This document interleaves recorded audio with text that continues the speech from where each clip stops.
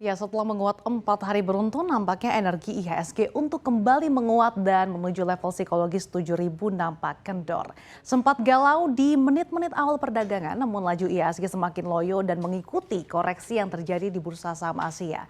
Kita lihat seperti apa pergerakan sektor-sektor yang memberatkan laju IHSG pada hari ini. Ada teknologi yang bahkan koreksinya 1,72%, kemudian consumer primer 1,31% dan perindustrian 1,18%.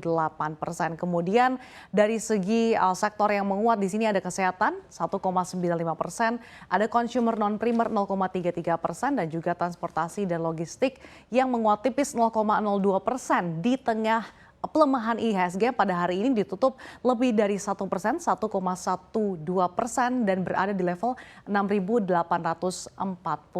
Nah, dari bursa saham Wall Street tampaknya sudah berada di ujung bull market yang telah berlangsung sejak pandemi memukul pasar keuangan.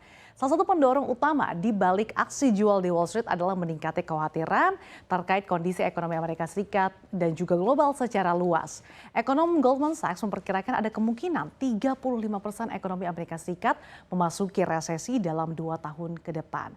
Kalau misalkan kita lihat di sini pergerakan bursa Asia di mana Nikkei 225 dan Shanghai Composite ini berhasil menguat masing-masing 0,98% dan juga 0,01% di tengah pergerakan bursa saham Asia yang kalau kita lihat pada hari ini mayoritas berada di teritori negatif gitu, di mana Hang Seng Index terkoreksi 1,13% dan juga bursa saham Straits Times Index juga melemah di 0,62%. Nah, kalau kita lihat sentimen dari dalam negeri, pertemuan rapat Dewan Gubernur Bank Indonesia menjadi agenda yang dipantau pasar pada pekan ini, di mana Bank Indonesia akan mengumumkan kebijakan moneternya besok Selasa 24 Mei. Sejumlah ekonom dan juga analis meyakini Bank Indonesia tidak akan menaikkan BI 7-day reverse repo rate bulan ini dengan pertimbangan bahwa fundamental ekonomi yang cukup kokoh serta keputusan pemerintah untuk menaikkan anggaran subsidi yang bisa menjadi ruang lebih bagi Bank Indonesia untuk menahan suku bunga. Namun beberapa dari mereka ini ada yang memperkirakan bahwa Bank Indonesia akan mengerek suku bunga mulai bulan Mei ini seiring dengan inflasi yang kian menanjak di bulan April, kemudian pelemahan rupiah di tengah outflow di pasar keuangan Indonesia, serta kenaikan suku bunga acuan The Fed sebesar 50 basis poin. Melemahnya IHSG pada hari ini juga di tengah adanya sentimen dalam negeri yang positif, yaitu terkait dibukanya kembali keran ekspor CPO. Kita akan lihat seperti apa pergerakan saham-saham CPO pada hari ini, karena kalau kita lihat sebetulnya larangan ekspor minyak sawit atau CPO gitu ya, dan juga bahan baku minyak goreng ini resmi dibuka oleh Presiden Joko Widodo pada hari ini Senin 23 Mei.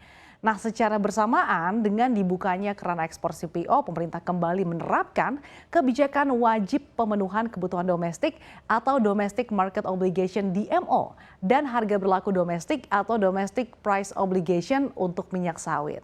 Keputusan pemerintah untuk membuka kembali keran ekspor CPO dilakukan merespons penurunan harga minyak goreng dan kembalinya suplai di pasaran.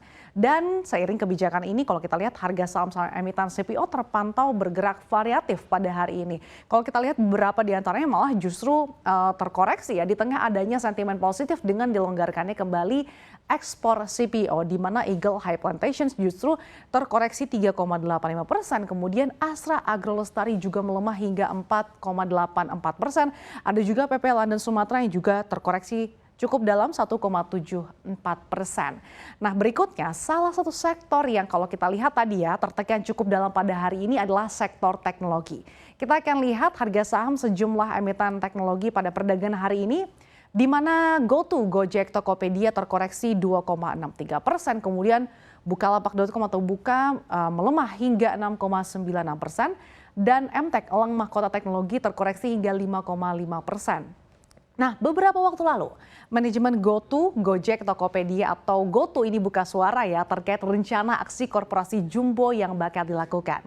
Di mana aksi korporasi ini juga mengingatkan kita gitu ya terkait rencana dual listing perusahaan.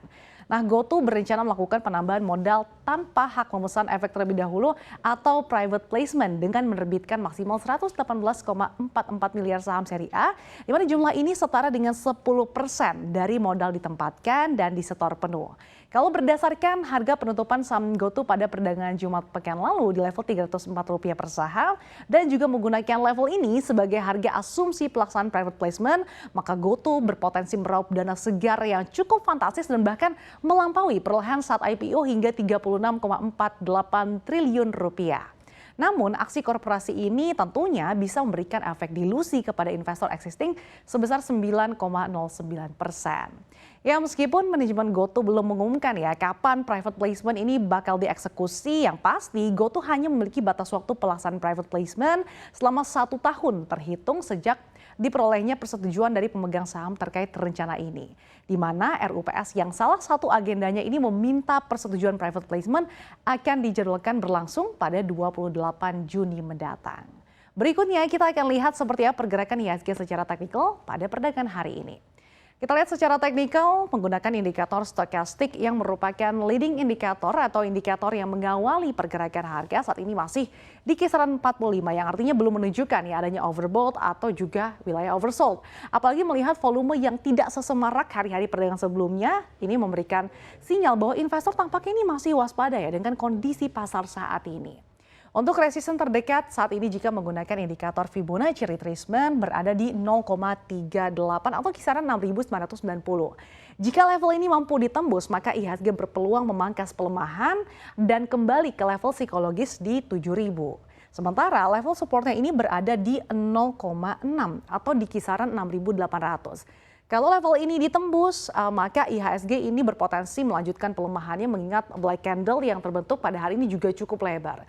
Namun untuk pergerakan selanjutnya tentunya ini masih menunggu konfirmasi, apalagi dengan adanya sentimen arah kebijakan moneter Bank Indonesia yang akan diumumkan esok hari. Kita ke informasi berikutnya usai jeda di mana terkait bursa saham dan pasar keuangan bersama tim riset CNBC Indonesia Triputra kita akan bahas seperti apa proyeksi dari emiten-emiten CPO terkait dengan pelonggaran CPO pada hari ini. Tetap bersama kami di Closing Bell.